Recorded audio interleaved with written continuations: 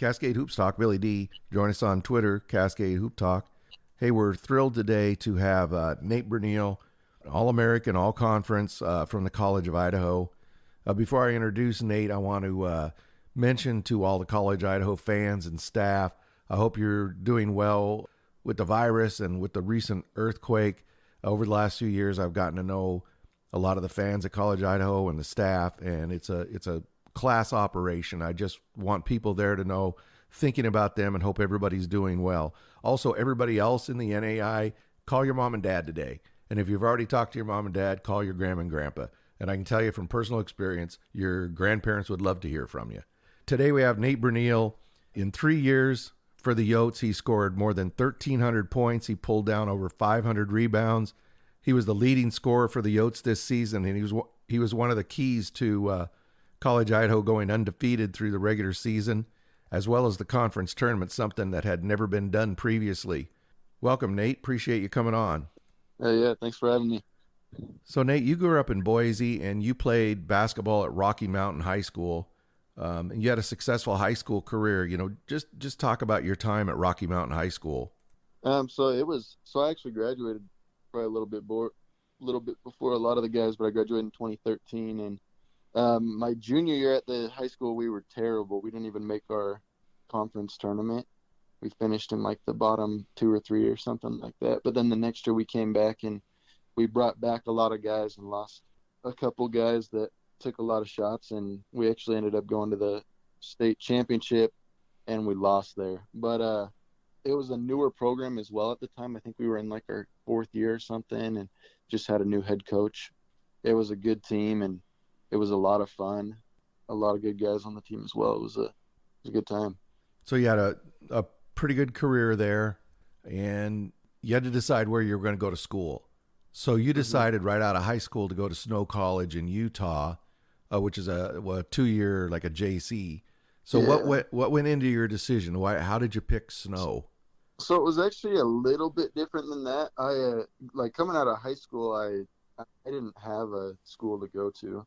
And I actually went on a church mission for 2 years in Canada.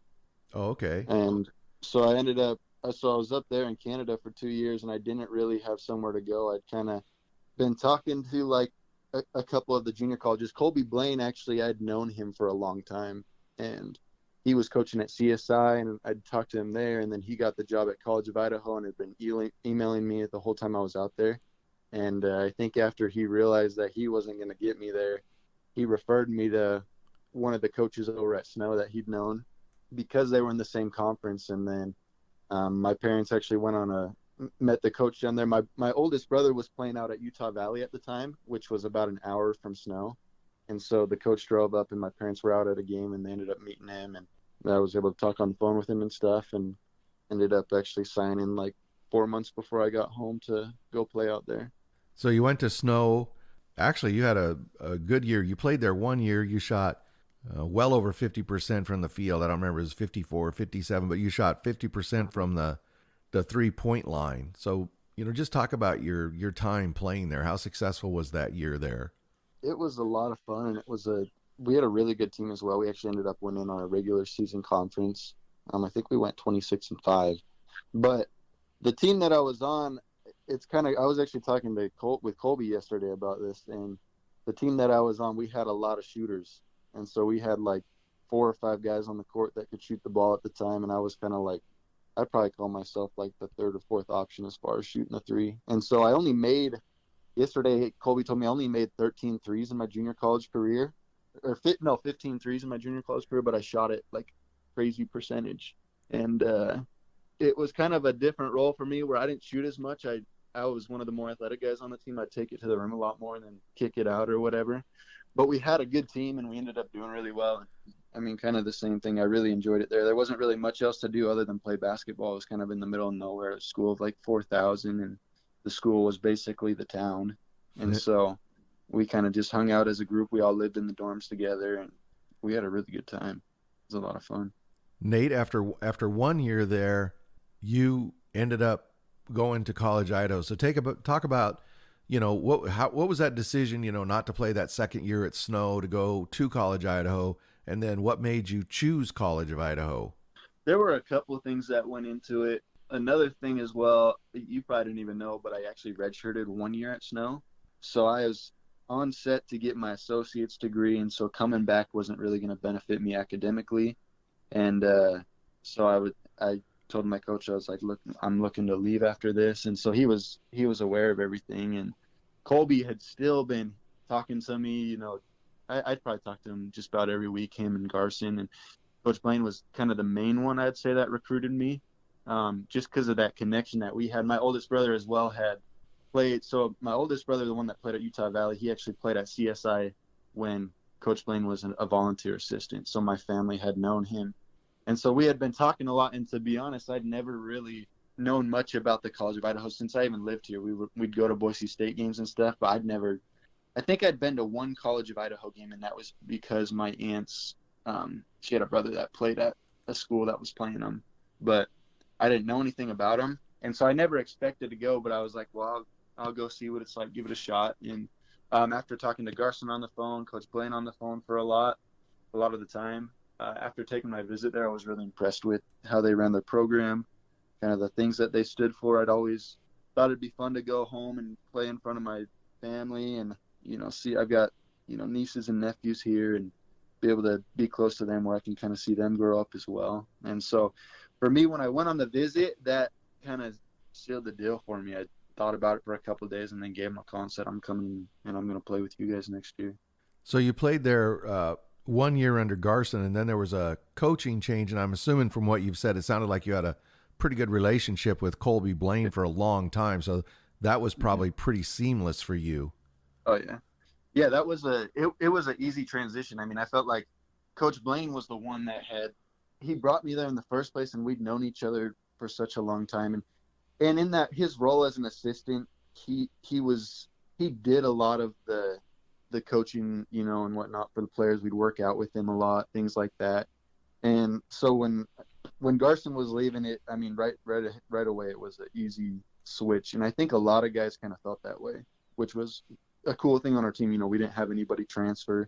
There were a couple guys that chose to quit playing for other reasons, but nobody left because of a coaching change. And for me, it was easy to help the younger guys get on board with that too and just buy into the program that Coach Blaine was going to continue to build, because we kept a lot of the same culture that we had, and he kind of tweaked things that he liked. But for the most part, it was an easy change for me to just jump on board and, let's get back to where we were the last year and try to get, one game further to the national championship. Yeah, Nate, you had a heck of a run in your 3 years.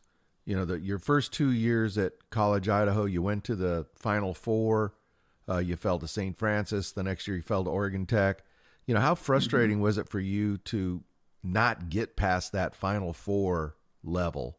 It's frustrating to you get there, and then it's kind of crazy being at that national tournament. It's a cool thing because there's so many teams there, and then by the end, when you hit that Final Four, like, you don't see any other teams. It's you and 3 other teams, and you go into that game all excited, and then to see it go away, it's tough because you just think about everything that you've done up to that point. And I don't think we ever necessarily felt like we didn't play hard enough or anything like that. We just fell a little bit short, and so it was always kind of a chip on our shoulder, something that we think about for the next year going back. And it's the same thing we felt the last that year as well when we went back to the Final Four. But and that's a big thing that fueled us going into this year was we're not going to share with anybody. We're gonna go all the way. We're not going to take a day off or anything like that. And that was our mentality every single practice as well. I've always said, getting to the Final Four is like winning the national championship because it's so hard, number one, to get to there. Those games, you're playing every day. They come back to back. And then at that point, everybody is so good at once you get to that level. It's almost like, who has the better night. You already mentioned it, but just how determined were you guys this year to get past that? It was something we talk about. I mean, I'd say just about every day. And I think that you see that in the way that we approached every game and the way that we handled business on the court. The thing that people didn't see is, everything that took place on the court, that continued throughout the rest of the week. The way we would approach our film sessions, our weight sessions, each practice was just very focused. And I mean, we didn't ever even talk about going 20-0 or anything like that. That stuff kind of just, when we saw that it was possible, then we're like, all right, let's go do this. But our main goal that we had always talked about from the beginning was, win the regular season, win the conference tournament, and then win the national championship. And those have been our three goals. And then along the way, we'd kind of see different goals that we could accomplish or that would help us get there. But it was just a daily approach that our team had. Nate, you talked about how you dominated this year, and College of Idaho dominated through defense, often holding teams. Unless you played in an elite team, you generally held teams to 50 points or less. What was the key? What's the key to the College of Idaho defense? I think there's a lot of X's and O's that go into it, and I don't know if that's necessarily the real way that we were able to be so successful on defense. I think those were important, but then it was a lot of times it was just our approach and our effort. And we actually, another big part of it we worked on a lot was our one-on-one defense. And if we could keep the ball in front of us, then we wouldn't have to rotate and we wouldn't get out of position and there wouldn't be closeouts and, they couldn't move the ball around as quick. And so there's a couple of things that go into it, but we just had, first of all, just that approach that, we're not going to let anybody get past us. We're not going to let guys get boards on us. Two big things was deflections were huge for us. And it was nice having Talon and Ricardo at the top there to, tip passes and try to slow them down. And then the last one was every single shot that goes up, we're going to contest it because we knew that was important and field goal percentages would go down if we could do that. Typically the cardinal rule in college basketball is you're not going to win big with a zone, but College of Idaho defies that. What's different about the College of Idaho zone?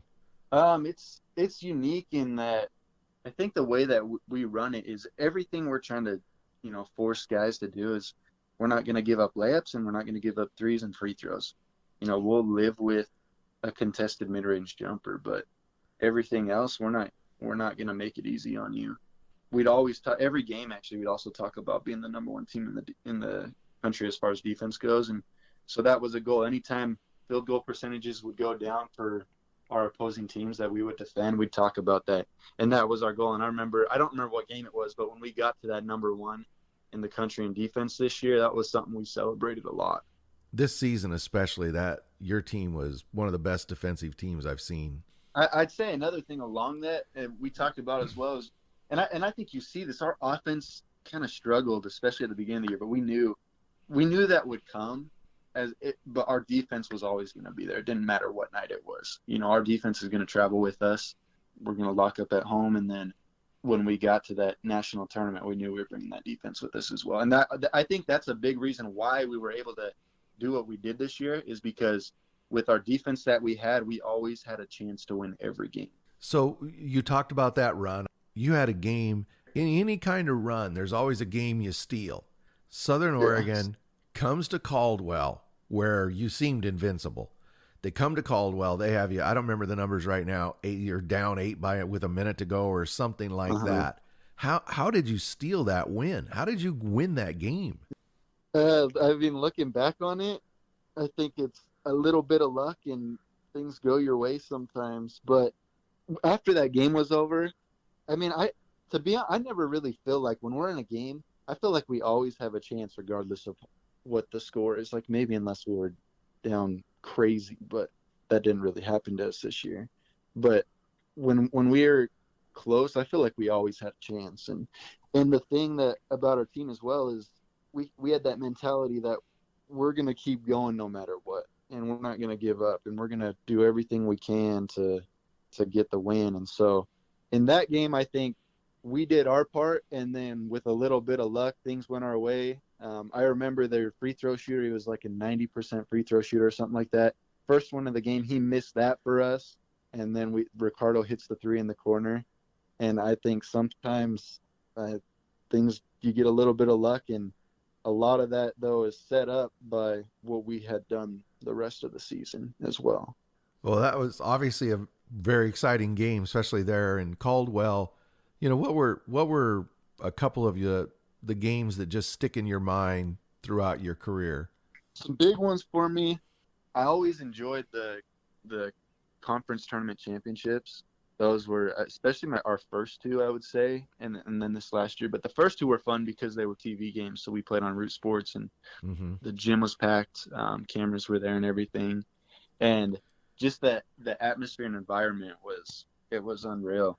And the first year we played Warner Pack, and it was a close game. I think we beat them by like 2 or 3. Next year was Southern Oregon. We beat them pretty. I mean, we kind of controlled that game. And then this year, of course, just that Oregon Tech game in the tournament as well that was another fun one of just kind of going back and forth, because I thought that game was two really good teams. Shot clock is at 12. Talon Pinckney, high post, crossover dribble. Pinckney for 3. Good! Talon Pinckney with 28 seconds left in his final game on this floor. The triple to give the Utes a 5-point lead. You couldn't have drawn it up any better. Playing a really good basketball, both of us, and in the end, it kind of just came down to who hit the right shots and who had the better night.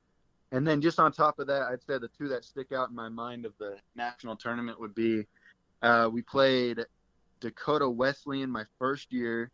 We were actually down by like 8 with 2 or 3 minutes to go, something like that, and we ended up coming back and hit a 3 with like 10 seconds left. And then we played Cornerstone last year, and it was kind of the same thing. We were down by like 4 minutes or 4 points with like 2 minutes to go, and ended up coming back and winning that as well. Yeah, that Cornerstone game, it looked like you were in trouble, and I don't want to get you in trouble, but you guys could not get a call in that game. That was just amazing, and I really didn't have a dog in the fight, but you guys hung together. You had some great leadership on the bench that really pulled you guys through that. I remember that game. Where was your favorite place to play in the Cascade Conference? And don't tell me Caldwell. Yeah, outside of Caldwell, I actually always enjoyed any atmosphere that we could get in where there was going to be a lot of people there was a lot of fun. And I always actually really liked playing at Oregon Tech just because their fans came out. I think this year it was a little smaller group because we went out at a weird time. But the two that really stick out to me was Northwest was a lot of fun as well, because it's a really tight gym, small, the hoops basically sitting on the baseline there. There's barely even a wall, and they get as many people as they can get. It's kind of a standing room only gym when we get there, and it's loud too, just because it's such a tight place. But I would probably say those two, just because of the energy that I felt there. I don't want to go somewhere, and have an empty gym. Let me ask you a question about Northwest. That small, it seems to me, and I'd like your opinion, that court is so short. I mean, you say the gym is small, and it is, but the court is short as well. And it just seems to change. And Drinkwine does a great job of bringing in guys to take advantage of that small floor. Does it change the game, or it appears to me it does, but does it change the game to play on that? I don't know. I mean, I never noticed it like that. For me, it's always just that small court. And it seems like whenever we show up, there's people there. It might be different depending on who's playing, but I kind of felt like we had pretty good crowds on the road, and that court was awesome because of their fans that would show up, and they'd get rowdy and stuff, and it brought energy for them, but it brought energy for us as well. Yeah, they do a good job of getting I've never been in there when it was empty. I think they have a real home court advantage there. Yeah, they do for sure. And that's actually one thing Garson had told me a lot. I think my first year, he said that they'd lost there like the last 2 or 3 years or something, and that it was a tough place to play. And, I got lucky and never had any problems there. But yeah, it is a tough place to play. A lot of teams drop games there that they would be normally expected to win. Yeah. Nate, I got to ask you about something else. So people around the conference talk about, the College Idaho trip because it's such a long bus ride out to Caldwell. But every time you guys go on the road, unless you're going to Eastern, you have a College of Idaho type trip because it's 8-9 hours to Southern, 8 or 9 hours to Northwest. I mean, talk about the bus rides. I've kind of thought about it both ways, because I was thinking, people got to come out here, they got to play at Eastern, and then they got to play us right after, or the other way, and that's a 2.5 hour drive between us and Eastern Oregon. Kind of going the other way though, I think our coaches were pretty smart in how we traveled. We would always travel day before, and we would just take so we travel up on Thursdays, and we take Thursday off. We just shut it down for the night. And I think that was smart by the coaches to just let our bodies rest. And, we'd been cooped up in a bus all day and just kind of lock in for the next day. We might have a little meeting or something after. But the bus trips were always, to be honest, my first year, I think they were a little difficult. But by the third year, I don't know, it just kind of seemed like it was part of the deal. And I think we get used to it. And, it's not really too bad. Hey, Nate, what is it meant to you to be a part of College Idaho basketball?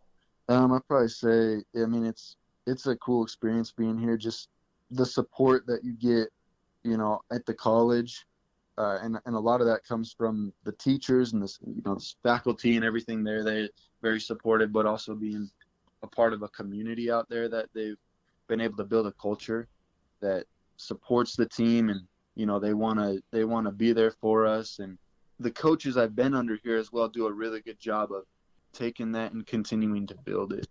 And so, we've done a lot of things in the community with the elementary schools or different organizations to try to be a part of a family, I guess. And I think that's what you feel there, is you feel like you're part of something that's bigger than just going, to a basketball game or practice or anything like that. It means a lot more.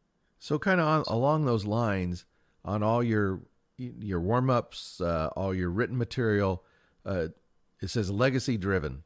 It's kind of the motto. Yeah. What does that mean to you?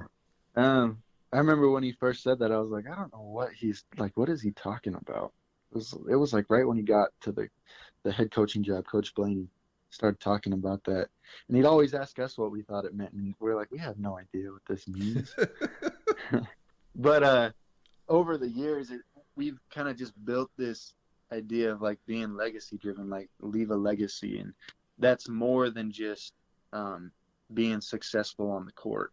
And it's all about improving yourself, being the best person that you can be on and off the court. If we're doing everything that we're supposed to on the court, or if we're doing the best that we can in anything that we do, that everything else will take care of itself. And we'd always talk about, we didn't really talk a ton about necessarily winning this game or losing games or anything like that. It was always, let's do everything we can to be the best that we can be, and then those wins will take care of themselves. And so that was our approach to a lot of things. And it didn't matter if it was basketball or if we were going to the elementary schools and telling them to go volunteer somewhere. It was the same approach. So just focusing on the nuts and bolts, the process, and just letting the W's take care of themselves, basically. Yeah, exactly. And it was also, things off the court. We would, every day before practice, our coach would say, do we have any legacy-driven moments of the day? And that could be, somebody might say, I held the door open for somebody, or, I picked up a piece of trash. It could have been anything. That was the mindset he wanted us to have, was let's make sure people recognize that off the court we're great people too. Oh, I like that. We're not just basketball players, but we're here for the whole community. We're here to make everybody's lives better. Nate, who is the toughest guy for you to guard in a Cascade conference? I think when I think of that, I was kind of a tough question, because there's a lot of guys that I feel like were kind of tough to guard. And being in the zone, we didn't really have specific matchups all the time. But the one team we'd always play man against this year, because we struggled so much with the zone against them the last year, was Oregon Tech. And so whenever we played Oregon Tech, I always knew I had a matchup. And so I always felt like Erickson was he was kind of a tough guy to guard, because he's so good with his shot, and he can get you in the mid post there, and he can hit his fadeaway, and you're not going to block it. It's tough to block, and so all you can really do is just contest it as best as you can. And he's constantly coming off screens and moving, and he can shoot it in any second. But I had a lot of respect for him as a player, and he, for the most part, he shot the ball pretty well, especially in that last game we played in the conference tournament. He had a really good game against us, and I remember he hit some really difficult shots there at the end that 13 to shoot. Inside the final minute. Erickson backs down Bruneel. Fades away. Good! Sometimes that's good offense, and you can't really do much else. But, I mean, he was a good player that was tough to guard. You know, you and I didn't talk about this before, but I think it's kind of ironic because I asked Seth who the toughest guy to score on in the conference, and he said Nate Bruneel. If I had to name one, I'd probably name Nate Bruneel from College of Idaho. He had to guard me in both the games that I played against them this year, and he's just a tough guy to score on. You know, he just kind of, I think he knows his scout and his film really well, and he just knows where you're going to be at. So obviously some mutual respect there. Yeah, there must be. Hey, who's a better three-point shooter, you or Ricardo Time? You know, just going off percentage, you got to give it to Ricardo, probably. I think we were talking about this yesterday, too, because we had a little dinner over at Coach Blaine's, and we were talking about, man, when you get both of us, we have a zone set where we just run the same side. You get both of us in the corner, and we know the first, 2 or 3 threes we shoot every game are automatic. But I always kind of felt like he shot a little better than me. But yeah. I don't know if they ever guarded him as tight either. Yeah. I'd always be like, Ricardo, how are you getting threes? And he'd be like, I don't know, man. They must not think I can shoot or something. He was always open. Yeah, and if he makes his first couple, boy, man, he can be tough. Yeah, he can shoot it. So Nate, you head out to Sioux Falls, and you were able to play one game. I said this to Talon as well. You guys got Northwestern. I don't know for the life of me how they were a number 8 seed, but I guess that's a subject for a different day. They're a good team. Yeah. You didn't play well at all offensively that game, but you held them, I believe, to 50 points. What do you remember about that game? I just remember just defense was huge for us, and I think it's always that first game's always a little weird because it was my third year there, but you know, you got a lot of teammates and stuff that had never really been there. Or maybe they didn't play big minutes there and stuff. And I think that's kind of what I went back to before, was just that, our defense always travels with us. And they had one kid, I think he went off for 28 or something, but I think he was the only guy to probably score over 4 or 5 points. And so I think that it's just that same mentality we had defensively is, our offense would figure itself out. We had enough guys on our team and enough depth that I think we can play with anybody. But our defense was just a main focus for us, and we celebrated that one after, and we were excited to get ready for the next one. You won that first game. You were in the Sweet 16. Talk about that moment you found out there's no more basketball. So I remember the day before they were talking about how they were going to limit fans and stuff, and so we were going to take the night off and just relax and then lock in on the scout in the morning. And we were driving to lunch in the car, and some of my teammates were on Twitter and stuff, and this was when they were shutting down all the tournaments in the NCAA, and so I was thinking, well, I think we'll be fine because we're already here, we're already doing everything, and then some of my teammates on Twitter were showed that the NAIA was shutting down all winter sports and stuff like that, the championships, and we were all just, I don't know, nobody really knew what to say. We got to Red Lobster, and Coach Blaine gets up and said something, and then we all kind of just sat there, and no one really said anything. It was just kind of a real, there was a lot of frustration and anger because, especially because of everything we'd worked for, but then just kind of this sadness too. Yeah, that was, Nate, I told a couple other people, I was there. I had just watched the Concordia Ottawa game, which was a heck of a game. And then these guys in red suit coats came out and stopped everything. And watching the players, there was a lot of players there getting ready to play or warming up for games later, ended up out on the court with their families and their coaches, and just watching that, it was like if I was at a wake, or it was really, really dreadful. So, yeah, I feel bad for all the seniors, every one of them. It was tough. Nate, you mentioned Colby several times. Colby Blaine, National Coach of the Year, deservedly so. Just talk about Coach Blaine, what he's done with College of Idaho. I think he picked up right where Coach Garson had left it off, and then he kind of took it and he made it and he tweaked it to kind of make it his own thing. And yeah, like I said, I've known him probably since he was early 20s. He started coaching pretty young, And then my brother played with him and whatnot. And as I got to know him more and he recruited me, I mean, he's definitely been I couldn't be in a better situation, I guess. And he's taken this program and kind of taken it to that next level. And I think it's impressive. Everything that he's done in such a short time is pretty cool. Absolutely. The type of guys he brings in are always great players, great students, but also great people. And he's taken this program and emphasized those three things that, we're going to be the best people that we can be. And our program is going to reflect that. And so I think he deserves every award that he's gotten this year. And, he puts in the time and he works for everything that he has so far.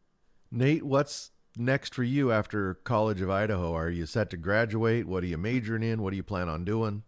I'll graduate here in May, and I'm a business major. And so my family is in the tire business. And so I've actually kind of started working with this whole online thing and been getting a couple days a week, but my plan is to just start working at one of the stores out here in Boise and then kind of see where it goes from there. But I got two other brothers as well that have been doing it, and then, my dad there too. But so that's kind of my plan, just move forward doing that and stay local here. Well, certainly wish you the best of luck. Thank you for your years in the Cascade Conference. I, for one, certainly enjoyed watching you. You should be very proud of the career you had, and I really appreciate you being on today. Thank you. Yeah, thanks for having me. I really appreciate it as well.